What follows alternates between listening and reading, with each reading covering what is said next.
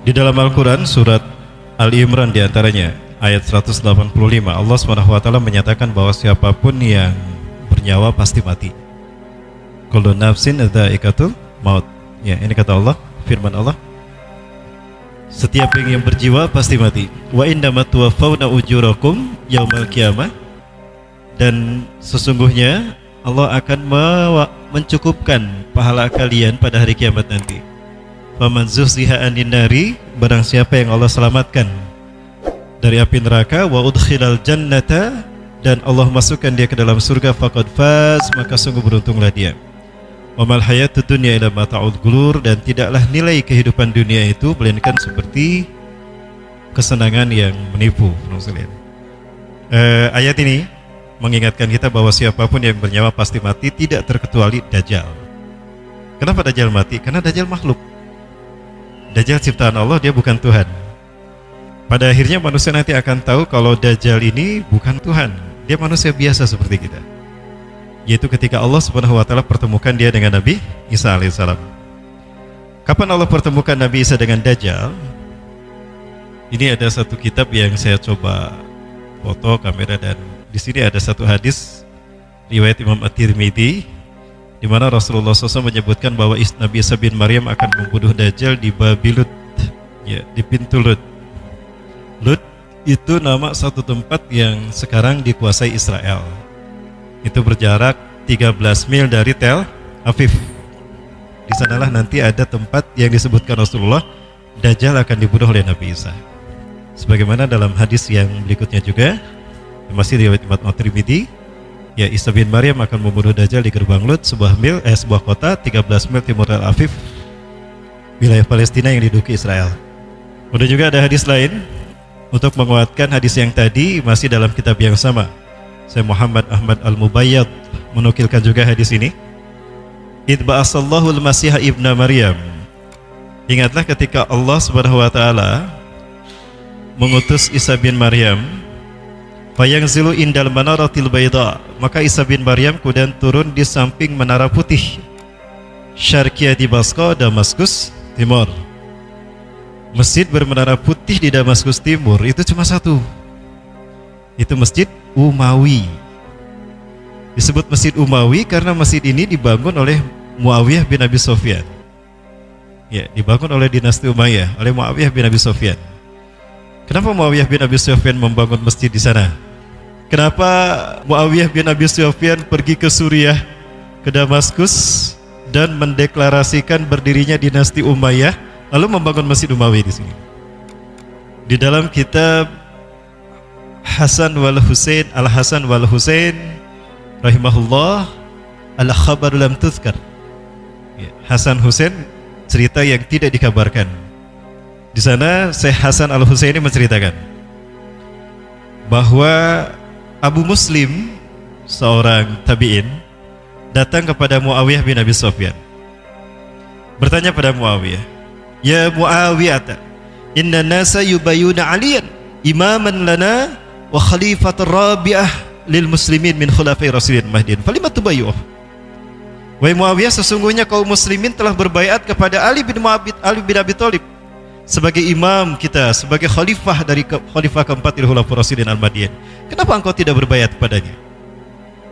Apa kata Muawiyah? Ya Aba Muslim, innaka ta'lam lianna Ali bin Abi Thalib liannahu la yuhkimu man qatala ibna ammi Utsman bin Affan. Wahai Abu Muslim, engkau tahu bahwa Ali bin Abi Thalib sampai hari ini belum menghukum pembunuh sepupuku Utsman bin Affan. Padahal pembunuhnya Utsman bin Affan ini ada keliaran di sekitar kita, kok dibiarkan? Itu yang membuat aku kecewa, maka aku tidak berbaiat padanya. Andaikan Ali menghukum pembunuh sepupuku, aku akan berbaiat pasti kepadanya. Aku tidak lebih mulia dari Ali, dia lebih mulia daripada aku. Tapi kalau dia sampai hari ini Ali tidak menghukum pembunuh sepupuku, maka aku kecewa. Ini yang menghalangi aku berbaiat padanya. Oh, itu rupanya kenapa Muawiyah tidak berbaiat kepada Ali. Kecewa karena Ali tidak menghukum pembunuh Utsman bin Affan, sepupunya Muawiyah. Maka pergilah Muawiyah ke Suriah. Di Suriah beliau mendirikan dinasti Umayyah. Nah, beliau membangun masjid, mestinya Masjid Umawi, ya. dan itu berada di Damaskus Timur. Nah, ciri khas masjid tadi adalah memiliki menara putih. Kemudian Isa bin Maryam turun di Masjid Menara Putih ini di timur Damaskus. Timur Damaskus maksudnya Aleppo, atau orang menyebutnya Halab. Baina marhudatain, menggunakan pakaian yang dicelup dengan dua warna kuning, yang marhudatain. Wadi'an kaffaihi ala aznihatil malakain. Beliau menyimpan, meletakkan kedua tangannya pada sayap kedua malaikat. Jadi beliau turun landing dari langit ke bumi menggunakan sayap dua malaikat. Kemudian idza tata'a rasah qatara, apabila beliau menundukkan kepalanya akan berjatuhan sesuatu air mirip air ya, sesuatu mirip air. Artinya ada kemungkinan beliau telah bersuci, telah berwudu dan bersuci di langit sana di Matul A'la. Wa idza rafa'a ra'sah wa idza rafa'ahu, dan apabila beliau mengangkat kepalanya, tahaddara minhu jumadan, akan berjatuhan mutiara dari kepalanya. Kalau lui sesuatu mirip mutiara marjan mutamanikam. Fala yahillu lil kafirin, fala yahillu lil kafirin, maka tidak halal, akan tidak kuat bagi orang kafir, maka tidak halal bagi orang kafir yajidu rihan nafsih illa an mata, ila mata, maka tidak halal bagi seorang kafir pun yang mencium bau wanginya tubuh Isa bin Maryam melainkan akan mati. Jadi kalau Nabi Isa saking wanginya, orang kafir mati menciumnya. Wa nafsuhu wa nafasuhu yang tahi haitsu yang tahi tarfuh, harumnya tubuh Nabi Isa itu bisa tercium sampai sejauh mata memandang. Subhanallah. Baik. Fayatlubu hatta yudrikuhu bi Babilud. Fayatlubu, maka Nabi Isa kemudian mencari-cari Dajjal, ya, hatta yudrikahu, sehingga Isa bin Maryam menemukan Dajjal di Babilud, di pintu Lud. Fayaktuluh, lalu Isa bin Maryam membunuhnya. Summa ya'ti Isa bin Maryam qauman, kemudian ada satu kaum mendatangi Nabi Isa alaihissalam. Qad asamahumullahu minhu, Allah telah menyelamatkan kaum tadi, kelompok tadi dari Dajjal. Artinya kaum ini adalah kaum yang berhasil menyelamatkan diri dari fitnah Dajjal. Maksudnya dari Dajjal, ketika Dajjal datang, kaum ini melindungkan diri, dia selamat, tidak terkena oleh fitnah Dajjal. Karena siapapun yang terkena sihir Dajjal, salah satu cara Dajjal menyihir seseorang adalah dengan saling menatap, ya. Rasulullah SAW menjelaskan tatapan mata Dajjal itu penuh dengan sihir. Apabila seseorang terkena tatapannya, maka udah hatinya itu dan pikirannya ada dalam genggaman Dajjal. La yakhlau minhu, dia tidak akan bisa lepas dari Dajjal. Hatta yasura tabian lahu haqq tabian, sampai menjadi pengikut Dajjal yang setia.